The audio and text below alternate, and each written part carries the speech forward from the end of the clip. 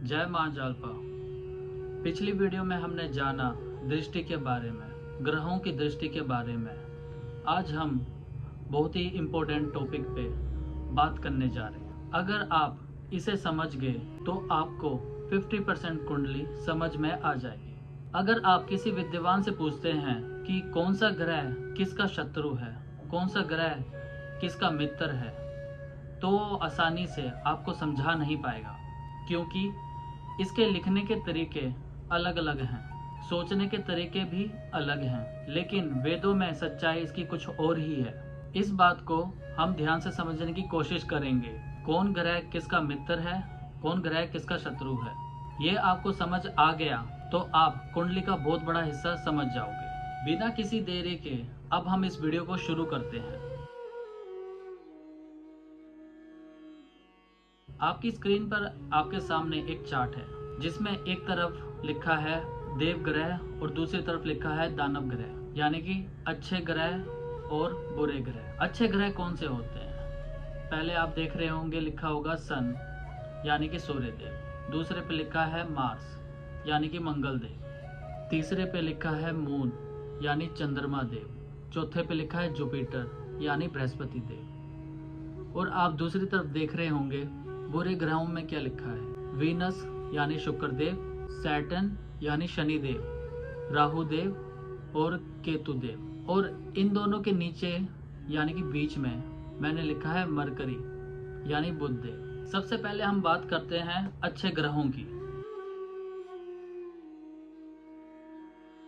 जब भी परमात्मा सृष्टि में किसी भी चीज की संरचना के बारे में सोचते हैं तो वो सबसे पहले आत्मा का निर्माण के बारे में सोचते हैं। आत्मा का निर्माण करना सबसे पहले फर्स्ट प्रायोरिटी होती है। सूर्य देव को इसलिए कारक माना जाता है क्योंकि ये पूरे ब्रह्मांड के कारक हैं। पूरा ब्रह्मांड इसी की एनर्जी से चलता है। पूरा ब्रह्मांड इसी की दी हुई लाइट से एनर्जी गेन करता है और चलता है। तो सूर्य देव को आत्मा कारक ग्रह माना जाता है। इनके स्वामी ब्रह्मदेव माने जाते हैं। ब्रह्मदेव सूर्य देव को स्वयं ब्रह्म माना जाता है। ब्रह्मदेव भी उत्पत्ति के कारक है और सूर्य देव आत्मा का कारक माने जाते हैं। अब हम बात करते हैं मंगल देव की। मंगल हमारा शरीर है। जब भी परमात्मा आत्मा का निर्माण करती है तो वो किसी न किसी शरीर में प्रवेश करती है। मंगल फिजिकल बॉडी का कारक माना जाता है, शरीर का कारक है, इसलिए मंगल देवता को शरीर कहा जाता है। सबसे पहले आत्मा का निर्माण हुआ, फिर वो किसी शरीर में आई। शरीर में तीसरा प्रभु ने दे दिया मन, यानी चंद्रमा। मन वो है जिसमें फीलिंग समाई है, जिसमें इमोशन है, जिसमें तरह तरह के ख्याल आते हैं, अच्छे भी और बुरे भी। सारी चीजों को कंट्रोल करता है मन। मन के बाद आते हैं बृहस्पति देवता। देवगुरु को ज्ञान का कारक भी कहा जाता है।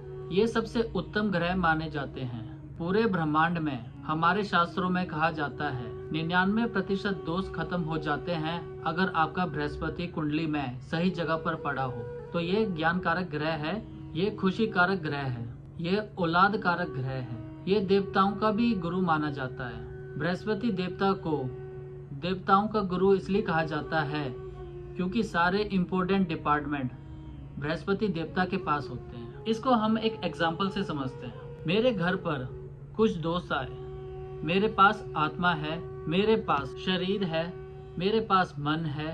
मन कहता है कि उनको मैं चाय पिलाऊं, लेकिन जब तक मेरे पास ज्ञान नहीं होगा मैं उनको चाय नहीं पिला सकता, क्योंकि ज्ञान का होना सबसे बड़ी बात है। अगर मैं उनको चाय पिलाना चाहूं, इनमें से एक चीज भी ना हो, मेरे पास आत्मा है, मेरे पास मन है, शरीर अच्छे से काम नहीं करता है या हैंडीकैप्ड है, बट मेरे पास ज्ञान है, तो चाय मैं मार्केट से खरीद के भी पिला सकता हूँ। इसलिए ज्ञान का होना बहुत इम्पोर्टेंट रोल प्ले करता है। ज्ञान अपने आप में ही एक संपूर्ण चीज मानी जाती है, जो हर मुश्किल पर सदैव हेल्पफुल है। अब हम अगर बुरे ग्रह की तरफ जाएं तो सबसे ऊपर लिखा है वीनस देवता, यानी शुक्र देवता, यानी शुक्राचार्य। ये दानव गुरु माने जाते हैं। जैसे ये बृहस्पति देव देवों के गुरु माने जाते हैं, वैसे ही वेनस देवता दानवों के गुरु माने जाते हैं। दानव गुरु क्यों? क्योंकि हर क्लेश का कारण शुक्र देव ही होंगे। जैसे घर, गाड़ी, वाहन, भूमि, जमीन, दुकान, प्रॉपर्टी एक्सेट्रा, हर चीज में क्लेश का कारक दानव गुरु ही है।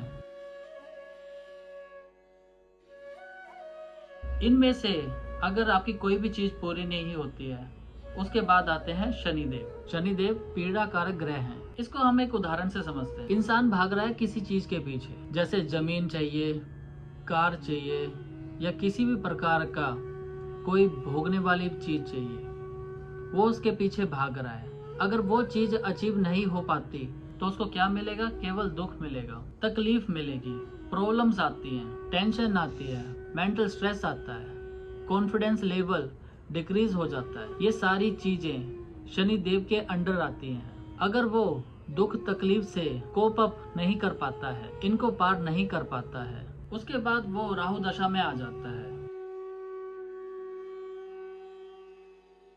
जैसे नशा करना शुरू कर दिया, ड्रग्स लेना शुरू कर दिया, अल्कोहलिज्म, या कोई गलत रास्ता अपना लिया। किसी भी इच्छा को पूरा करने के लिए वो किसी भी हद तक जा सकता है। जैसे उसको अमीर बनना है तो उसने जुआरी बन गया, बैटिंग करनी शुरू कर दी। तो इससे पता चलता है कि उनका राहु कहीं ना कहीं बिगड़ा हुआ है। जल्दी अमीर बनने की ख्वाहिश में ये वो सारे गलत काम करवा बैठता है। चोरी करना, ठगी करना, ये सारी चीजें राहु देवता के अंडर आती हैं। इसलिए राहु देवता को दानवों में गिना जाता है। लास्ट में आते हैं केतु देवता, यानी मोक्ष की प्राप्ति। जब कहीं भी बस नहीं चलता तो मन करता है ये सब छोड़ के चला जाऊं। तो ये सब बातें समझने की है। केतु देवता तक आते आते ये सारे ग्रह बुरा रिजल्ट देना शुरू कर देते हैं। अच्छे ग्रह में ये 4 गिने जाते हैं, ये बुरे ग्रह में ये 4 गिने जाते हैं। अच्छे ग्रह में सूर्य देव, मंगल देव, चंद्रमा देव और बृहस्पति देव। बुरे ग्रहों में शुक्र देव, शनि देव, राहु देव और केतु देव। यहाँ सेंटर में लिखा है मरकरी, यानी कि बुध देव। इसको हम एक छोटे से एग्जाम्पल से समझते हैं। जब आप छोटे थे, कभी क्रिकेट खेला हो या कभी गुल्ली डंडा खेला हो, तो आपको एक चीज जरूर याद होगी। मान लीजिए 5 खेलने लगे हों, तब 2-2 की टीम हो जाती थी। एक बंदा बीच में रह जाता है, उसको माना जाता था बीच का। कई लोग उसे हंसी मजाक में बीच का भी कहते हैं। इसको खेलते हैं मरकरी, यानी कि बुध देवता, क्योंकि इन्होंने दोनों तरफ से बैलेंस बनाया है।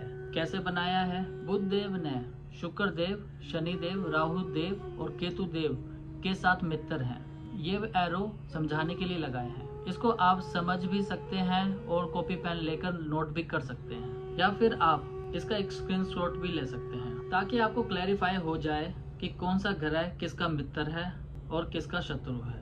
अगर आप इसको अच्छे से समझ गए तो मैं दावे से कह सकता हूँ कि आप एस्ट्रोलॉजी सीख गए हैं। तो बुध देवता ने इन चारों के साथ अति मित्रता रखी। बुध देवता ने सूर्य देव के साथ मित्रता रखी। बुध देव ने बृहस्पति देव के साथ क्या कनेक्शन है, ये बात समझने की है। बड़े ध्यान देने वाली बात है। बुध देवता हमारी बुद्धि के कारक है, बृहस्पति देवता हमारे ज्ञान के कारक हैं। कुछ पंडित इनको अति शत्रु भी बताते हैं। मैं उन सबसे कहना चाहूंगा, ये एक दूसरे के बिना अधूरे माने जाते हैं। अगर मेरे पास बुद्धि है तभी मैं ज्ञान अर्जित कर सकता हूँ। मेरे पास ज्ञान है तभी मैं अपनी बुद्धि का इस्तेमाल कर सकता हूँ, क्योंकि बुद्धि और ज्ञान एक दूसरे के पूरक हैं। और मेरे दोस्तों, आप एक बात और समझ लीजिए, ये सारे ग्रह आपस में अति मित्र हैं। सूर्य देव, मंगल देव, चंद्रमा देव और बृहस्पति देव, और शुक्र देव, शनि देव, राहु देव और केतु देव, ये आपस में अति मित्र हैं। बुध देव अति मित्र हैं शुक्र देव, शनि देव, राहु देव और केतु देव के। बुध देव सूर्य के भी अति मित्र हैं और बृहस्पति देव के साथ वो सम है, यानी एवरेज है। बुध देव मंगल देव और चंद्रमा देव के अति शत्रु हैं। ये ध्यान देने वाली बात है। मंगल देव और चंद्रमा देव के बुध ग्रह अति शत्रु हैं। इस बात को जिंदगी भर याद रखें। अब बात करते हैं करूर ग्रह और सौम्य ग्रह। यह एक आम इंसान को समझ नहीं आता। वो मित्रता और शत्रु के चक्कर में क्रूर और सौम्य ग्रह को भूल जाते हैं। सूर्य देव एक क्रूर ग्रह है। कुछ लोग इसको पापी ग्रह भी कहते हैं। ये पापी के अंतर्गत नहीं आते हैं। इसको एक उदाहरण से समझते हैं। आपने टीवी में देखा होगा, एक साधु है, वो अपनी तपस्या में बैठा है। अगर उस साधु को कोई तंग करे, वो तभी ही श्राप दे देते हैं। वैसे ही है तो वो साधु ही, वैसे ही सूर्य देव वो पापी ग्रह नहीं है, क्रूर ग्रह है। वैसे ही मंगल देव भी क्रूर ग्रह हैं। वो कैसे? ये सेनापति के पद पर बैठे हुए हैं। इनका क्रूर होना अति आवश्यक है, लेकिन ये पापी ग्रह नहीं है। ये देवताओं में ही गिने जाते हैं। शनि, राहु, केतु देव ये पापी भी हैं और क्रूर भी हैं। सौम्य ग्रह कौन से होते हैं? चंद्रमा ये माता का कारक है। शुक्र देव ये अपने आप में ही सौम्यता लिए हुए बैठे हैं। वैसे ही बृहस्पति देवता भी लास्ट में आते हैं। बुध देवता ये अपने आप में ही सौम्यता लेके बैठे हुए हैं। जाने से पहले मैं आपको tip of the day they देता हूँ। जब भी आप घर से निकलें, चाहे किसी भी काम के लिए, 1 मिनट खड़े होकर चढ़ते सूर्य की तरफ गणपति जी का नाम ले लें, क्योंकि गणपति देव जी का नाम लेने से वो विघ्न हरता है।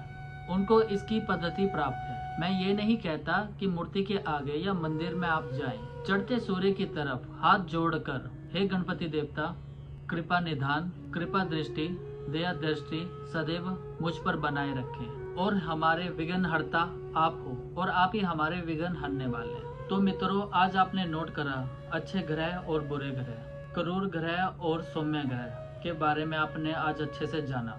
इस चीज को आप अच्छे से याद कर लेना, नोट कर लेना, क्योंकि आने वाली वीडियो पे इस चीज का बहुत ज्यादा महत्वपूर्ण रोल है। उम्मीद करता हूँ आज की वीडियो आपको पसंद आई होगी। अगर आपको मेरी वीडियो पसंद आई है तो लाइक, शेयर, कमेंट जरूर करें। साथ ही इस वीडियो को अपने दोस्तों के साथ जरूर शेयर करें। जय मां जालपा।